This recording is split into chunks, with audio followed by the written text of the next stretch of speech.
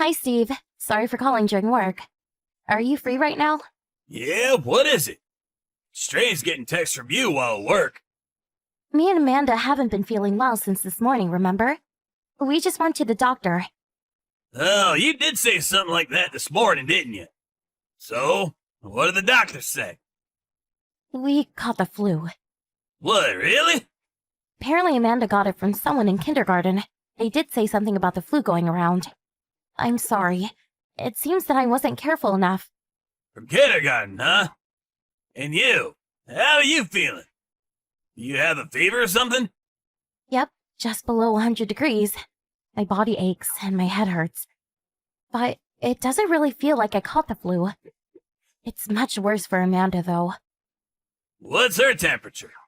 A bit over 100. She just keeps sleeping, and whenever she wakes up, her face is red. It looks like the symptoms are much harder for her. Okay, I got it. That's good and all, but what are you telling me I should do? I can't just take a break, you know? Can't you just do something about it? I know it'll cause you trouble, but can't you at least have a bit more sympathy?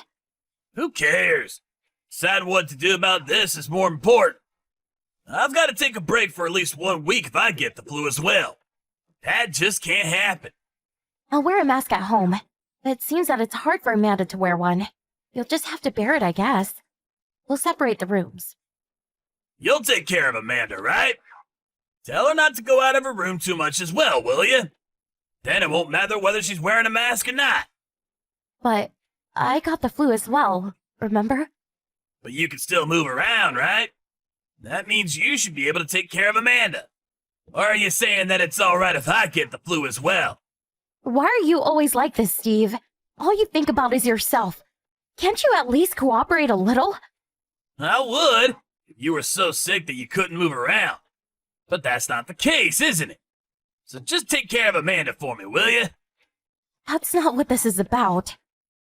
Actually, I'm pretty sure that this is what it's about. Also, just because you have the flu doesn't mean you can stop doing housework, alright? You know I can't cook. That's what I thought you would say.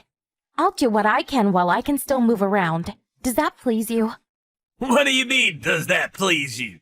It's the obvious thing to do in your position. I mean, it's not that I won't help if things get really bad. Tell me if that happens, will you? Yes, I get it. I'll tell you if I can't handle it anymore. Hi, Steve. Sorry, but can you finish early and come home quick today? What? Did something happen? Amanda looks really sick. She's got a fever of 104 degrees. I want to take her to the doctor. Sorry, but there's work I still need to take care of. I can't just drop it and go home, you know? What about tomorrow, then? You don't have work on Saturdays, right? Yeah, but the clinic's closed on Saturday, isn't it? They're open until noon. Can you drive us there tomorrow? Sorry, but I can't. Why not? I'm going fishing with my colleagues tomorrow. It starts early, so I won't have time to drive Amanda to the clinic. Fishing? Can't you just go fishing another time? Prioritize your daughter, please. I promised I would go a while back. I can't just cancel abruptly. Wait, why don't you take Amanda? The clinic's not even that far. I said I'm not feeling well. Why are you not able to think about me as well? You should be fine as long as you go by car. Or is it that you're too sick to drive? Won't you be taking the car if you're going fishing? How will I drive? Oh, you're right. I didn't think about that. It's not funny. I'm begging you. Just take Amanda to the clinic before going fishing. I can't. It starts early in the morning. You don't even seem that sick. Why not just walk there? Will you please cut it out? How can you just say such things? You even make me do all the housework even when I've got the flu. Aren't you at least a little worried about me? No need to get so mad. You're just over-exaggerating again. You don't have influenza. It's just a cold. Amanda will be fine by tomorrow, too. You know that there are people who die from influenza, right? Yeah, but it's basically zero, right? Stop trying to prove your point with such ridiculous examples. You know, when I was a kid, we had none of that. You're just being overprotective. Fine. I'll ask someone else to help. What? Oh, do that, will you? It'd be a lot easier for me, too. Yep. Good luck with work, I guess. Have fun with tomorrow's fishing, too. Well, who knew fishing was so fun? Did you see that picture I sent you at noon? It was huge, wasn't it? Oh, yeah, I saw it. I'm so glad you had fun. What's your problem? Hey, never mind. I was expecting you wouldn't be able to understand. Then why did you ask me in the first place? You know I'm not feeling well. It'd be nice if you didn't bother me with all this other stuff as well. Well, I'm sorry. Wait, you still had the flu? It's already been 1 week, hasn't it?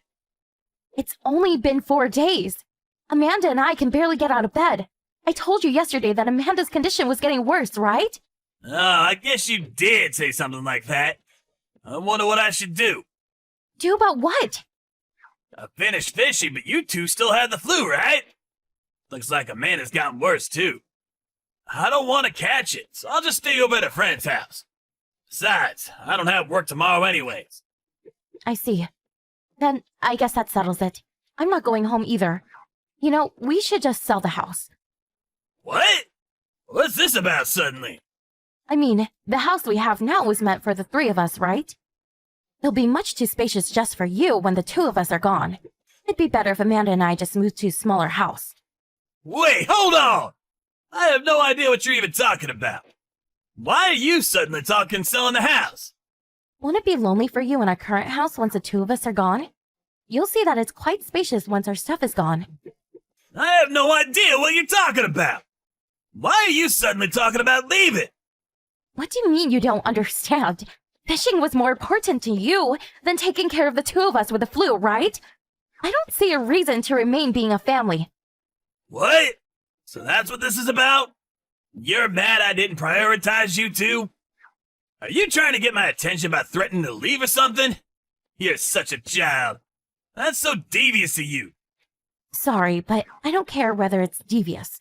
I mean, it is your choice whether you're going to stay in the house or not. Me and Amanda aren't going to be staying, though. Do you really understand what you're doing? You're saying you want a divorce, right? Yes, and? I think that getting a divorce is better for Amanda as well. That's what I wanted to talk to you about. You clearly don't understand. You're a housewife, aren't you? How are you gonna make a living without me? I actually do have some skills, you know. I used to work before I married you as well. I'll manage it. You'll manage it. You have no idea what you're getting yourself into. This isn't enough reason to divorce, you know. I'm not gonna insult you anymore, so just calm down. What? You don't want to divorce? Well, yeah. I just went fishing and now this? Stupid, really. No one is just gonna say, yes, let's get divorced in my position. Well, I have a proposition then. Amanda and I are currently at your parents' house. So if you want to say something, come over now and say it to our faces. Let's talk it over from the beginning face to face, shall we? What? Why are you at my parents' house? You didn't tell me anything about that. You wouldn't take us to the doctor, so I asked your mother to come and help us. She's taking care of us now. You asked my parents for help? I mean, I guess the house is close to ours. Why did you tell me first? Well, I'm sorry, but we really didn't have the luxury. Amanda keeps getting worse and our husband was of no use, so... Yeah, I got it. How's Amanda? It was nothing, right? Luckily, yes. But it doesn't excuse what you did to us. Well, that's it, I guess. Come here if there's something you have to say. Let's talk it over so we can come to a conclusion both of us can be happy with. So, you decided not to come, huh? Me and your parents are waiting, you know. Why didn't you come? What? Why would I want to catch the flu? What's the point in talking things through anyways? There's no point in me having to go over there either. So you're still saying it. Saying what? That you don't want to catch the flu. That's your excuse, even in a situation like this? You really never change, do you, Steve? But I won't be able to go to work if I catch the flu, right? We're on the brink of divorcing. You get it? I'm not saying you shouldn't prioritize work, but the way you treat us is just too much. Wow, you really are a hassle, huh? No one likes people like you know that? Really? I'll take care. So, what did you mean when you said there's no point in talking things out? You didn't agree on me and Amanda leaving, so I decided we needed to have a conversation. That's just what you're saying now, though. This is such a hassle. Just cut it out already, will you? To be honest, I'm tired of putting up with your nonsense. Nonsense? Do you think I'm joking or something? Well, yeah. The flu is just a slightly more severe version of a cold, right? You're saying that's why you want to get divorced? If you are actually being serious, I'm kind of worried about your mental health. I guess you're right. You don't even come to talk with me. I expected you would react this way, honestly. Huh? What do you mean? I'm not talking about the flu, you see. You place your own hobbies above your daughter suffering from a fever, right? You make me do housework even when I feel ill, right? That's the problem. It's not about the flu. How do you expect not to get divorced when you can't even understand that? I'm saying that you're being overdramatic. It's not like I left Amanda on her own. You were there with her, right? It's not such a big deal. Normally, yes, but I got the flu too, you know. And still, you asked me to take care of Amanda and do all the housework? You thought that was all right? Yeah, but I only did that because it'd be a problem if I caught the flu as well. Yeah, I get it. But is that really the only reason? What are you talking about? I knew this from a while back. But you only care about yourself, don't you? You left the two of us alone just because you couldn't be bothered, right? What? What's with the sudden accusation? What made you come to this conclusion? Where's your proof? You really still don't get it? Everything you've done until now is my proof. The fact that you tried getting me to do everything, even though you knew I had the flu, and the fact that you prioritize fishing over your own daughter. I'm saying that it's because the only person you care about is yourself. I get that you're mad, and I understand how you feel. So can't we just forget about all this? From now on, I'll help as well. Happy? Well, I guess that settles it. Can you not just end the conversation? That's what you always do when the conversation doesn't benefit you. The only reason you didn't come is because you just didn't want to deal with it, didn't you? You're afraid of being called out by me and your parents. Huh? Can you not speak about what you know nothing about? I'm not afraid. If that's what you want to think, then go ahead. Just know that from the outside, it looks like you're just running away from the problem. You're the one that's being overdramatic. Divorce? Over this? You're the one who's running away from their problems. Maybe that's how you see things. But even if I'm running away, it's towards a better future. A better future for me and Amanda, you see. I doubt someone like you who only acts for their own sakes will understand. Don't think that we're just going to keep living with someone who doesn't even care about their own family. Steve never came to his parents' house to talk to me after that, so I decided to just forget about him and move on. His parents are also furious at Steve's actions and are fully supportive of our divorce. They even took care of me and Amanda until we were able to fully recover. When it was time to file the divorce, Steve fought against it. But I was able to make it official with the help of his parents. I was able to find a job with the skills I already had, and am now living with my daughter Amanda. As with Steve, he pays child support to Amanda, but other than that, appears to be the same. His family left him after what he did to me and Amanda, though. Serves him right after what he did to us.